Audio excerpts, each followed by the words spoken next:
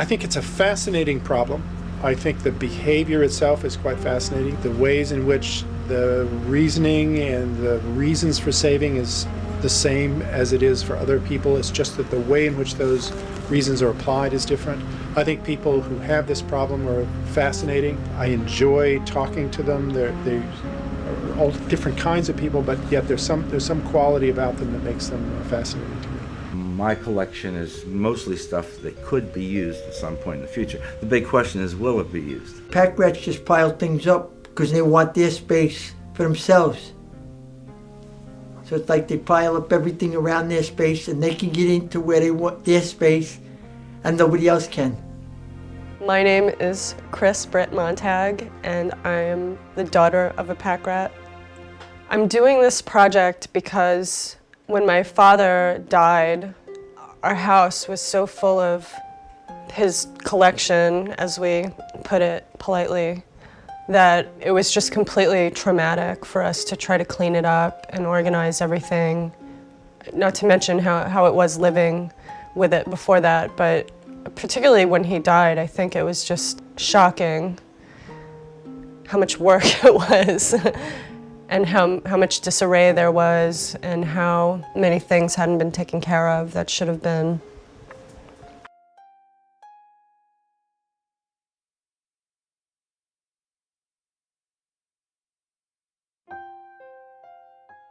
My father was born in the early 20s, and he was a child during the Depression. You know, a lot of people think that that's connected to pack ratting. He went to Kings Point, which is on Long Island, and he worked as an engineer on oil tankers.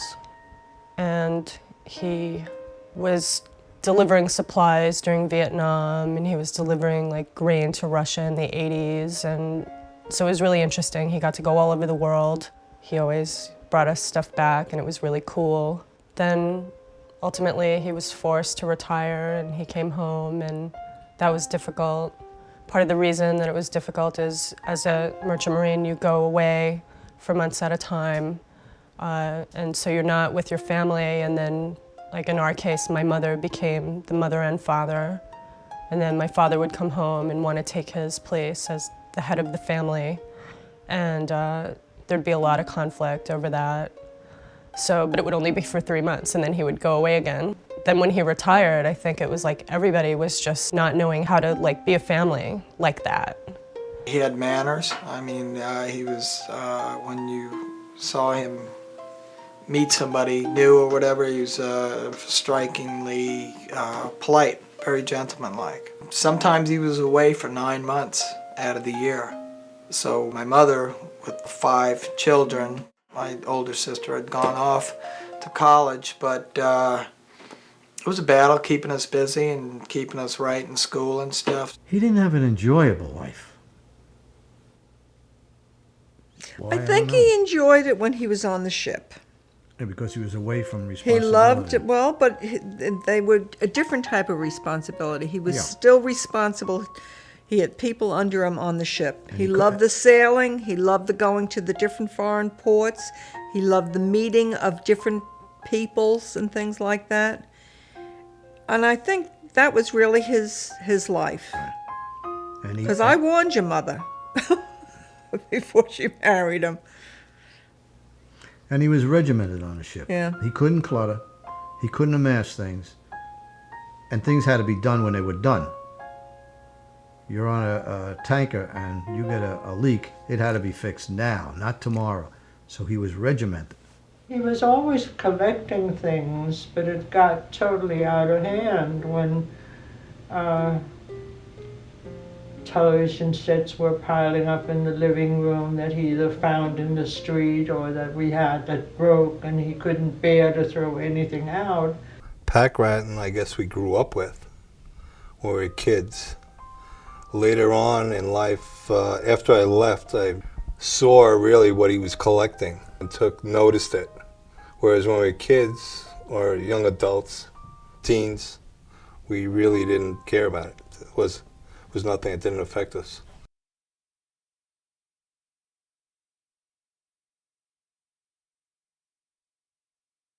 The local high school was throwing out these school desks, and he like brought all of those.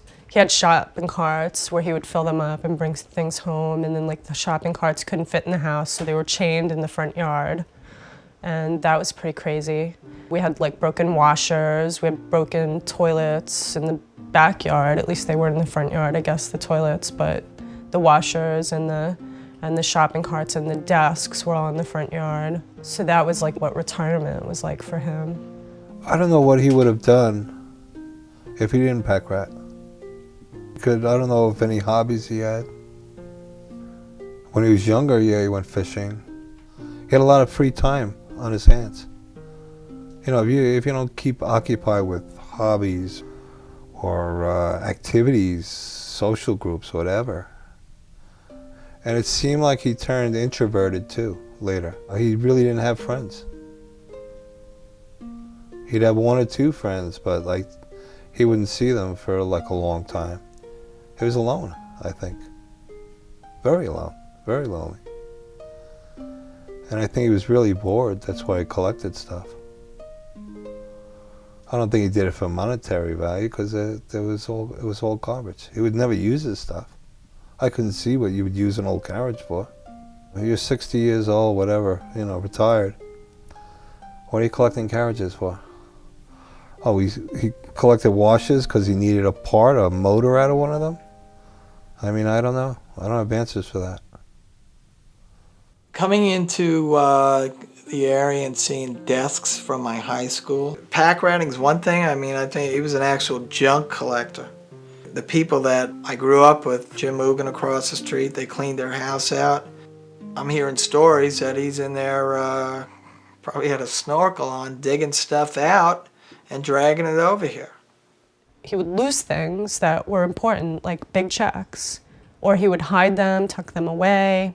If you were lucky to find a seat in the living room, that you were pretty lucky because that was loaded. And then the kitchen, you had his seat, which was near the bay window. Then you had one near the refrigerator. You were able basically just to sit slightly around the table, and everything else around it was clustered in. And you had to move things to get into closets. In the living room, he had his stereo system buried under all his stuff. So it was just like from floor to ceiling, just piled up everywhere. Even though he probably knew that being a pack rat, a lot of people would get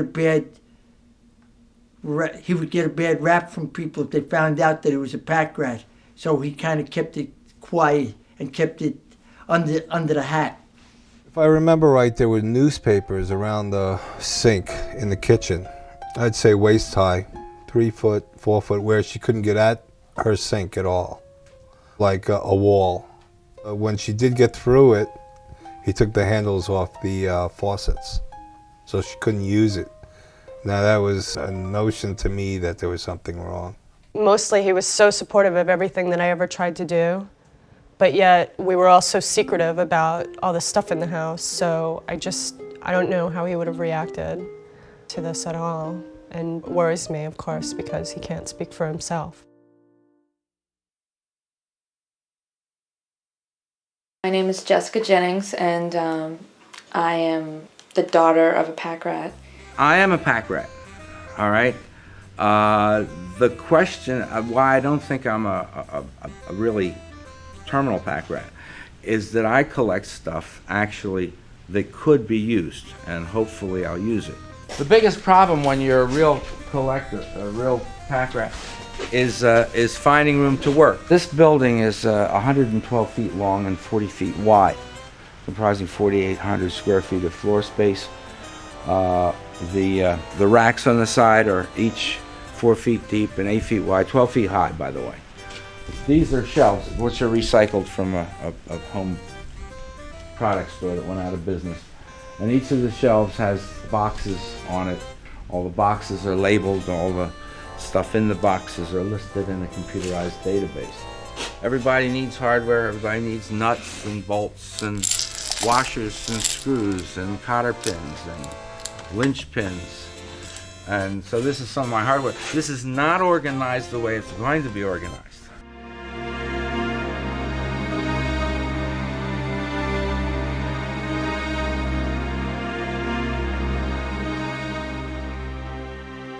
We had a kitchen. You walked in the kitchen, and then a dining room, which was never a dining room as long as I can remember, and then a living room, a very big living room and den area. And the kitchen was a mess. I don't know what was in there. But the dining room had his desk in it, had a huge desk in there. I remember disposable lighters. Hundreds of them. And he had them stacked, like so they were all standing upright, but with big rubber bands around them. I have to say, I probably noticed that the inside of their houses looked a little bit different than the inside of my house. But I don't know. I actually always thought we were pretty well adjusted. My room had a washer and dryer in it. A washer and dryer that I remember getting delivered to my grandmother's house in 1976. I was 4 years old. I remember the moving truck. I remember them carrying these gold, the gold appliance color, into the house. So the washer and dryer was in my bedroom. Where should it have been? In the basement, hooked up and being used. So when I was 15, I had like a breakdown. Back up a second. So you're saying that they were in your room, but they were in my not bedroom. Unusable in a bedroom. They were in a bedroom on the first floor when they should have been nowhere near any plumbing. So they were there in my bedroom, and I had it covered with a Mexican blanket that my grandmother had or something. I tried everything. Well, it's kind of a big TV stand, Oh my God. I lived with that washer and dryer for years and years and years and years. Although I do have some organization here, running from screws down that end and 4/4 20 hardware up to bigger stuff up here. Eventually, I'm going to take the last rack that I have to put in the barn. Will have large pull-out sections in it, with shelves on both sides, and that will be the ultimate organization for the hardware. Jars of all sizes are good for storage. Never does a jar go in the trash, ever. People save things because they think they're going to use them, and that's true. And so if I ever want a 5/8 by 4.5 inch bolt, I've got a 5/8 by 4.5 inch bolt. Some things, like old bed springs. I don't know if I'll ever use old bed springs, but I might. So, but I'll be able to find them when I need them. Packrat's knowledge also. He is like, he knows a little bit about everything. His solid connection to other people is by giving information. And that fits with him being a teacher and a collector of things. But that's kind of how he communicates. That's the level. He shares information. Getting to know Jack is sharing information. It's not talking about what you like to do in your spare time. What do you think you could potentially use that for? I don't know. I'm thinking maybe I could make little boxes or something. I have no idea. What kind of stuff doesn't make sense? Toothpaste caps. I think that's pretty bizarre, and there's about 5 of them in the medicine cabinet right now. Hoses from hospitals. I think that's pretty weird too. He'll tell you that's so he can use it to drain oil or something. Barrier strips off the road. Caution, do not pass. Broken cabinets. I know that I have, for instance, what I can see, This is plastic tubing that if somebody gave to me 20 years ago, I still haven't figured out a use for it, but it's decorative. It comes in 2 colors. These are screens for basement windows that are in the house.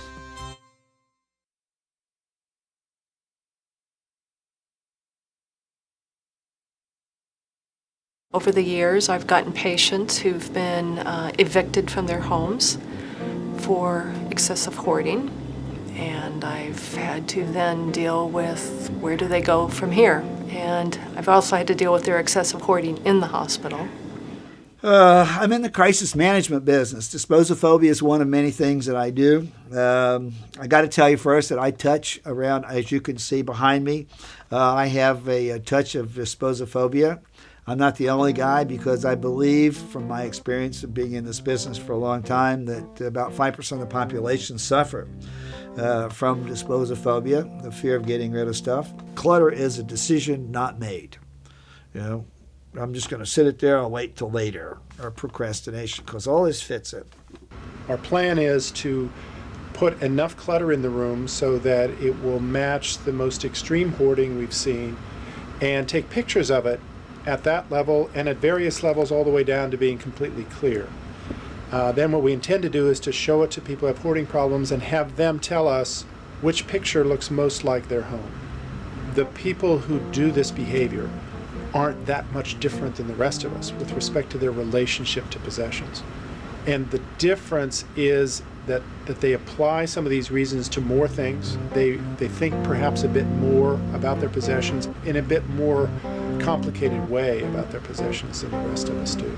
And so all of us have some kind of empathy or feeling, because we have a little bit of that in all of us. And because our lives are organized by things. We're reminded of special times in our life by things. We sometimes develop a relationship with a thing or a feeling for a thing. And it's the same kind of experience, except in just an exaggerated form.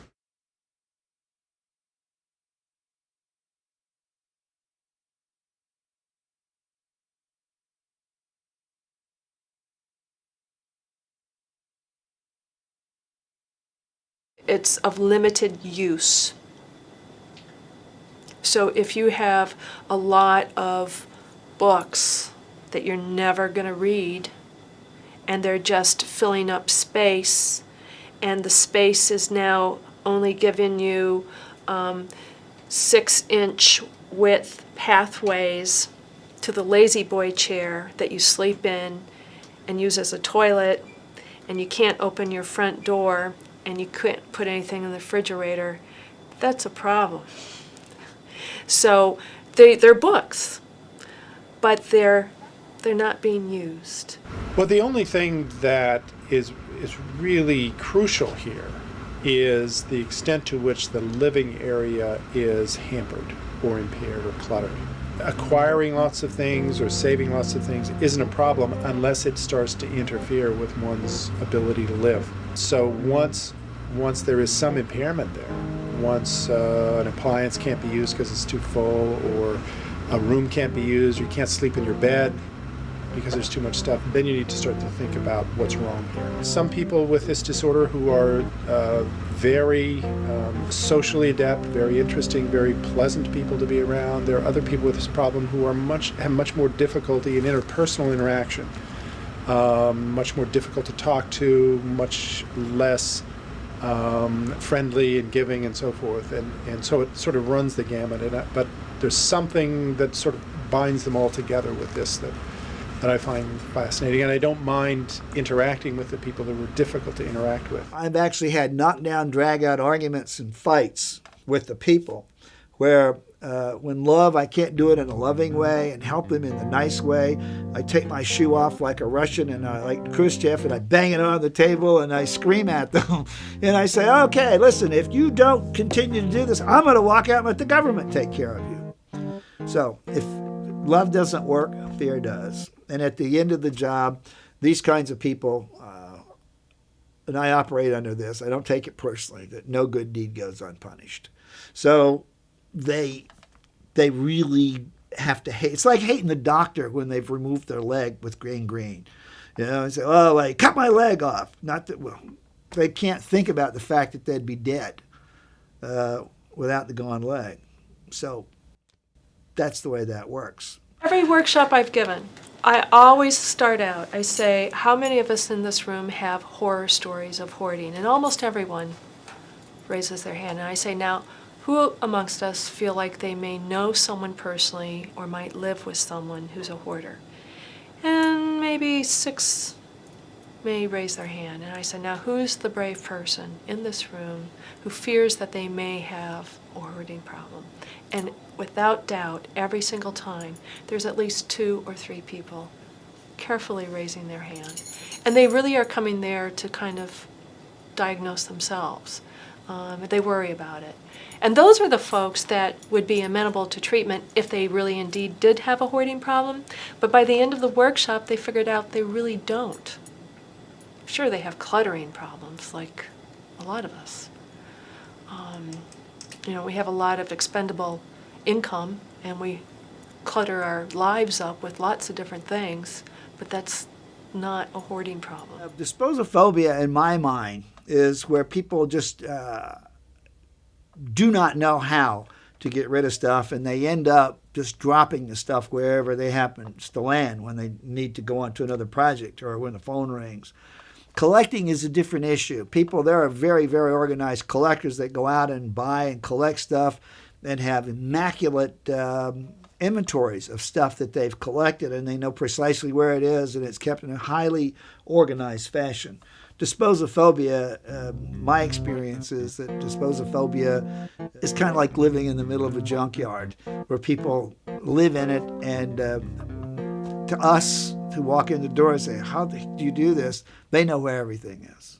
Because most of them, by and large, are brilliant, bright people. I call them information junkies most of the time, where they collect stuff because they like it, they want it, or they have this idea that they're going to need or can use it at some day in the future.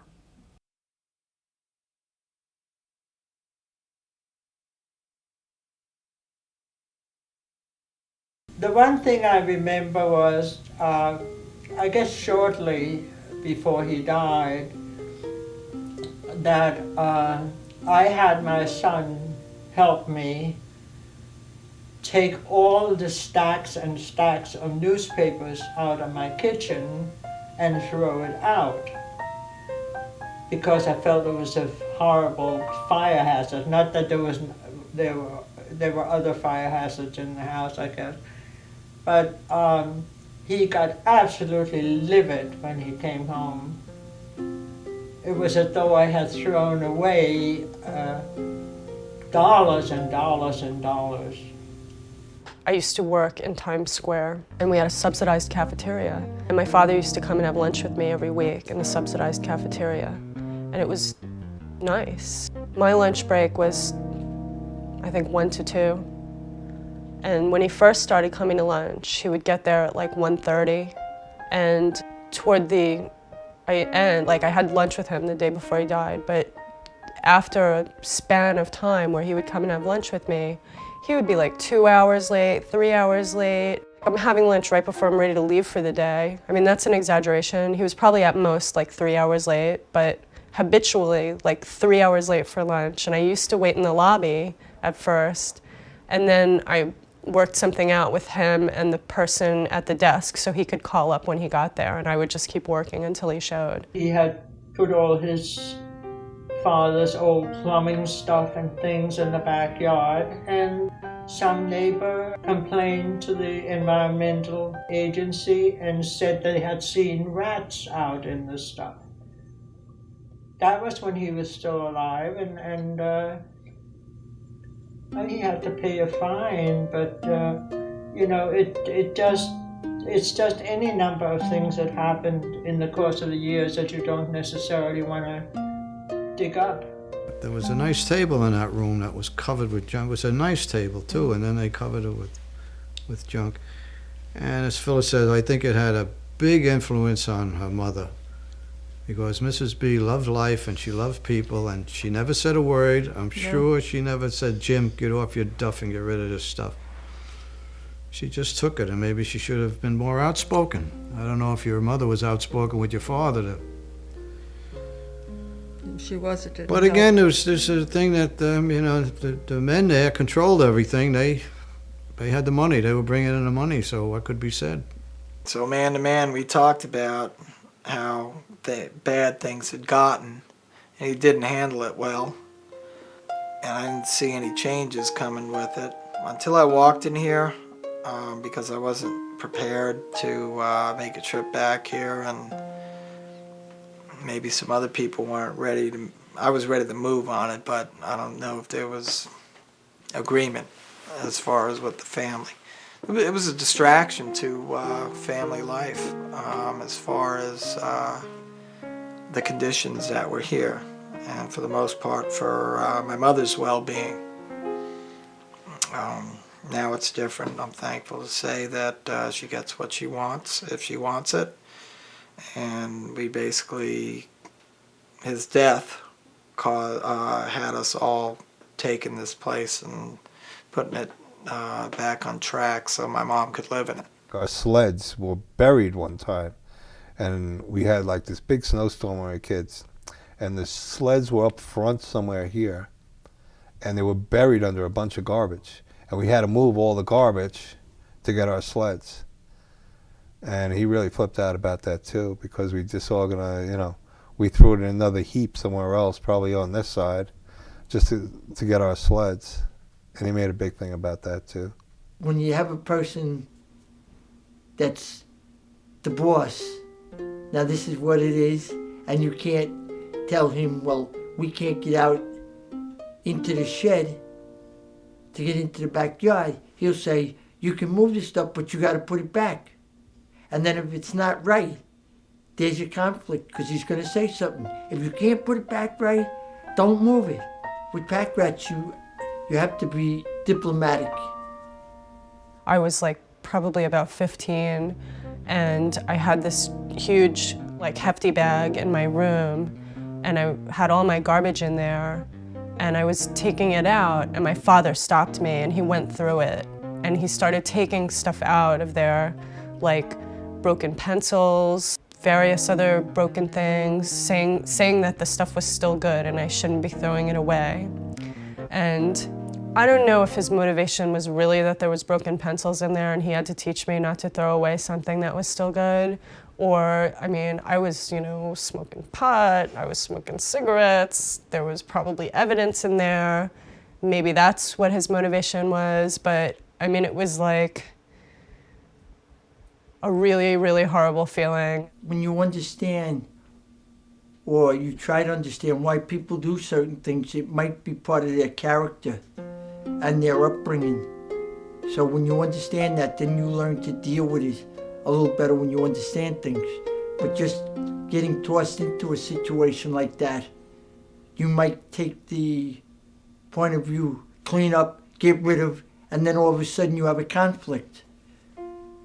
But here we just left well enough alone. That way there was no animosity, and things pretty much were smooth. The whole idea of suggesting to him that he should get help for something he didn't think was wrong was just outrageous. Loved the man for his interest and, again, his values. I think he just basically wanted us to do well, to succeed. He basically pushed into me, I think, to, you know, not to be satisfied, you know, to do things partly just finish up what you do, which I do now, which is a good trait, I think. You know, I don't leave anything, you know, undone, or try not to. Try to finish up in projects, whatever I do. He wanted us to be very honest too. Dishonesty was a big thing. He showed us, not, you know, to be honest, and I think that's why we haven't been in jail.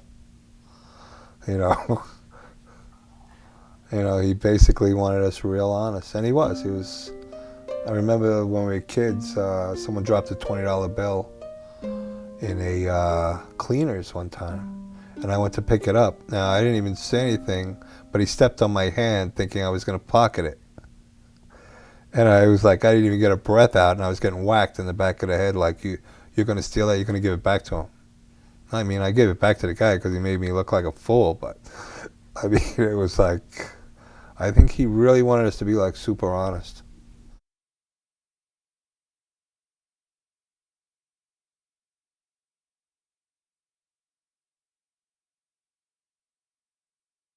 When you're got hormones going on, and you really want to bring your boyfriend to meet your parents, but you're mortified because you look like Fred Sanford's daughter when you pull in the driveway and you got like 3 broke down cars. And the only difference between us and like hillbillies were our stuff wasn't on blocks, because we're using the cinder blocks for something else, like to build a house to store more stuff.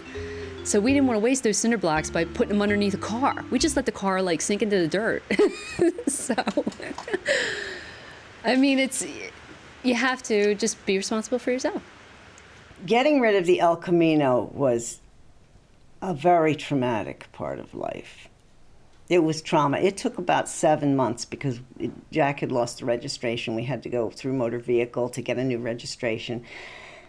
And I think it took him that long to finally agree that the truck was better off being used by someone who was a collector and was going to redo it. Of course, he took the engine out of it first because we have to keep that. You never know when you might need an engine. But we're left now with a broken down old station wagon, gray, and an MG under a blue tarp. On the property, we also have one of the only airline baggage carts in town, since we're not near an airport. But that holds an old oil tank because you never know when you might need an old oil tank. It could come in handy. You have to. I always hear we live on a farm, so that covers a multitude of sins. If you live on a farm, you're allowed to do all these things. So, but it is getting better. It really is. We have far less blue tarps covering things than we did 18 years ago. I did move out of the house because of it. Because there was nowhere, I had a little room, and that room kind of became my sanctuary. So I put carpet in there. I bought nice bedspreads. So the room might have looked like, a bomb shelter until you open the door to my bedroom, and then there's like this little enclave of, little oasis of order. We also have 1, 2, 3, maybe 5 tractors. And I'm sure with some work, they might work. We have one that works. We have a backhoe. That used to work, but that has a hydraulic problem. And that's in a carport, where most backhoes are. And what else do we have out there? Not much. It's really, really a whole lot less than normal. But you can understand why we wouldn't do well living in a development. I just went and I grabbed a milk jug off the top of the fridge. Well, that was a milk jug that had a predestined purpose, which was for iced tea. So here I am, I'm like pouring the oil into into this milk jug, and he comes around with an old beat up, greasy milk jug, and he's like, "What are you doing? I was gonna use that." And there's 42 milk jugs on top of the fridge, and it's a freaking 10-cent piece of plastic. But you're screaming at me. Why are you screaming? I thought you loved me. Why are you screaming at me? And he's like, you don't live here anymore, and nobody drinks milk except you, and I gotta see that. And I'm thinking, this is freaking ridiculous. And I think I threw something at him. I think I had one of the other milk jugs. I think I may have even thrown it at him, and and that really got me. I was like, And then afterwards, we both went into the separate corners, and he said, look, I'm really sorry. But I did at least get a chance to verbalize, and hold the thing up in the air and say, this is a freaking 10-cent piece of plastic, and you're screaming at me for this, and, I can't get your attention for 5 minutes, and you surround yourself with this shit, and blah, blah, blah, blah, blah. So at least I got a chance to get some of it off my chest. The worst story that I think Jennifer doesn't even want to remember is with this church pew that was in the basement of the house that's in the woods. Plumbing was always going, whatever, but he'd never know until something was ruined because you couldn't get to it. I said, Dad, there's a leak in the basement. It's getting all the stuff wet. My dad, he's like, probably hasn't slept in days because he used to pull all-nighters for work. Runs downstairs and he's like, your mother's church pew! And he starts freaking out. And they get the church pew, they take it up through the bulkhead, right? But they have to clear the path, and of course that upsets my father. So he has to move the stuff, and he gets more upset. She's 15, not very athletic, she's not very strong, whatever, it's a heavy church pew. He I don't know what happened, he flipped out on the stairs. My sister goes down. and sprains her ankle or something. He screams and hollers, and she actually gets up and tries to help him bring this church pew. And I'm screaming at him. I'm tiny, and I'm screaming at him to, like, leave my sister alone kind of thing, because he's just totally beating her up somehow. Like, he's just stressed, and he's having this anxiety attack about the stupid pew that's green now because of the water. And they're bringing it through the blizzard to one of the buildings, to the barn or to the shell. And he's dragging my sister along, pretty much, essentially. Huffing and puffing with no regard for anything but his own stress. And I was like crying my eyes out. I was probably 9 or 10. I'm crying my eyes out. I have no idea what happened to the church pew. That is a story I didn't even want to remember. My father is a very dynamic, interesting man. He looks just like a regular old farmer guy, but he's done a lot of stuff. And some of the stuff that we packed up when they built the new house, he's got stuff from when he worked at Emmons Scientific Company. And he designed their light show. And, he worked on, like, the first color television project, or, early computers, and all kinds of stuff like that. So I really I have to look at it in a positive perspective. It's better than lemonade, it's it's like lemon chiffon pie. I kind of look at it. So I think I've had a great life. I think I got great parents.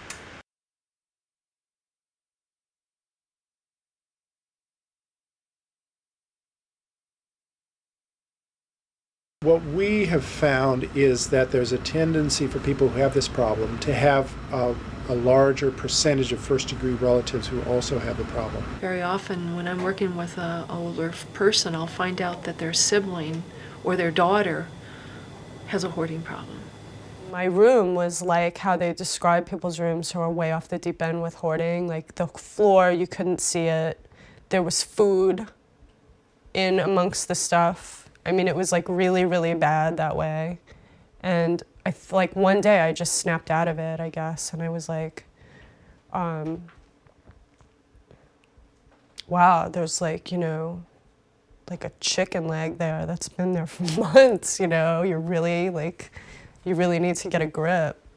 Grandpa was probably a Packrat. I don't know. But he had to collect the stuff anyway. I mean, he did collect it because it was in his basement. But I don't remember them collecting garbage. Like carriages and stuff like that. I think that pertained more to his business.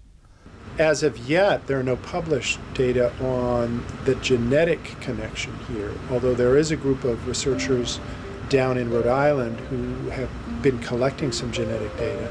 And I haven't seen the results, but I understand from what they're doing that they may have, in fact, found some evidence of a heritability factor for hoarding. Yeah, I'm very concerned that I'm gonna be some old bag lady from hell, and that concerns me a lot. The idea that I would alienate everybody in my life concerns me a lot. The idea that I would do that and not even care about it concerns me. The idea of living in isolation with a bunch of dusty crap. Yeah, I have a lot of concerns for myself about it, because I'm afraid that I'm leaning in that direction. I also have fears of becoming a Packrat myself, so I'm projecting a little. Frankly, I didn't notice. I don't really have a problem getting rid of it, but when I went to put it in the recycling bin, which is right here, some stuff fell out of it that I guess were scraps of paper that I put in there. I don't know what they are, but I'm gonna look at it now, and I'm actually just checking to make sure there aren't more. I want to allow myself to grow and change, and holding on to these symbolic items is really slowing me down. I have a big thing that I'm bringing to Goodwill, and I put down a stack of 10 books, and then I decide that I have to have 9 of them, and I give one away. So maybe in like 100 years, I'll get rid of all these books.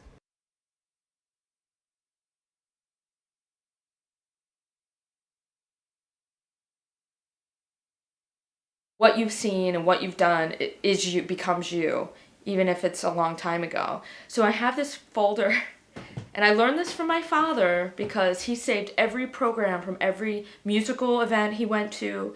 And, you know, he was a seasoned subscriber to a lot of different chamber music and symphony orchestra groups and whatever. So I learned this trait from him.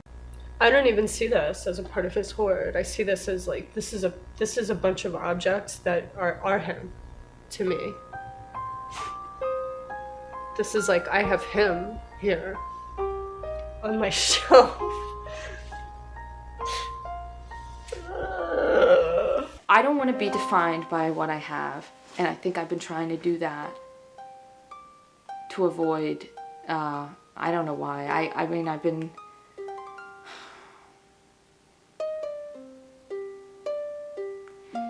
Making art will make me an artist, not hoarding books about art.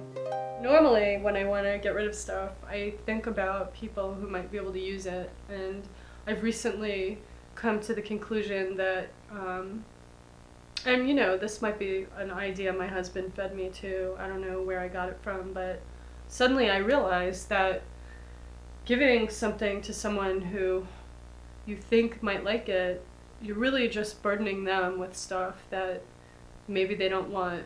This was my grandmother's jacket. My grandmother was like a grandmother, you know, she had grandmotherly clothes. The fine fur. It was fun, you know, when I was in art school. I wore this, it was warm. It's totally, you know, a warm coat, but I haven't worn it in 5 years, so this, again, I thought I might wear this for work, but it's totally inappropriate. It's too long, it would get in the way. So,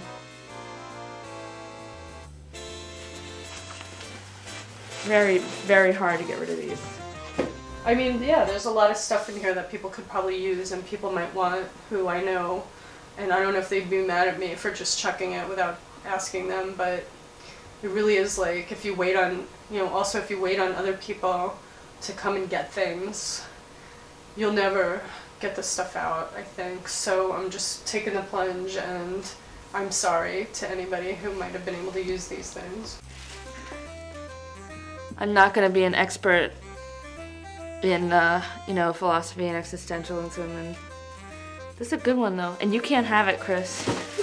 It's not as old as the Atari that I have out there, which probably is completely unusable. You know, I would need an electrician as well as an antique television in order to use it. Can't part with it, no way. It actually was my Atari from when I was a kid, and I think about it as something that brought my family together. You know, my mother used to play with me, and she was never really like a big, we didn't have a lot of the same interests because she really is like, she's not even a baby boomer, she's older. You know, there wasn't a lot of activities that we would necessarily, you know, we didn't go shopping together, you know, or anything like that, because that wasn't a part of our MO as a family.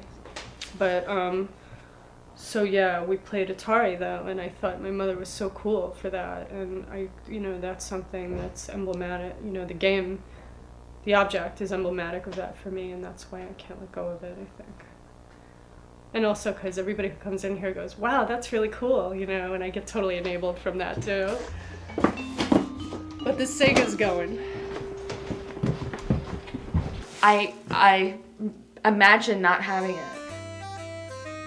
And that's what has prepared me to get rid of it. I imagine not having it. Do I really need it? Do I really need it? Am I gonna wear it? And I imagine getting rid of it. And I really liked the way that felt. So the visualization that Liz was talking about, I totally tried. And it worked. I'm gonna start right now with this. It's a lot of stuff. It's a pain to do this, but it has to be done.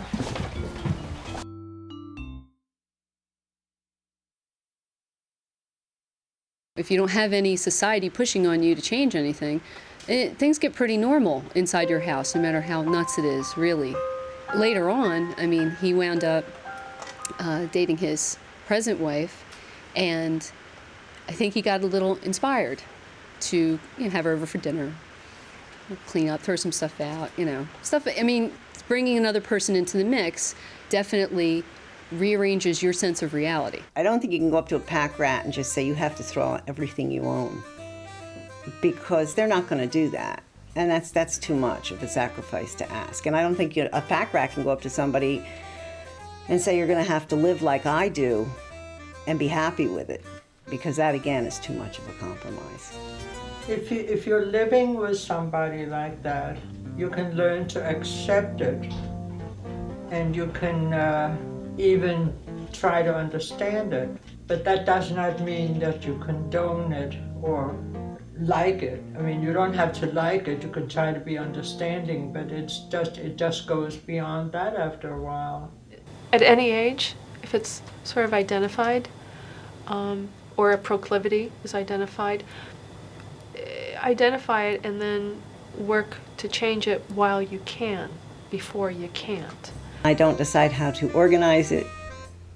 I wouldn't even presume to know really what's in it. And I hope I never have to know what's in it. So I wouldn't want to be the one to empty it. What you can do is suggest to them that they call. If they call me, we have a real good chance of fixing them or helping them out of the situation. Until they reach for help, or until some event occurs that's more traumatic than their stuff that they're in now, that pushes them in my direction, there's not a whole lot I can do. If they can keep a space clear, it's a success. And sometimes it's very difficult for people to take a space like the space here, and sometimes we ask them just to take this space, clear all the stuff off of this space, and keep it off for a week.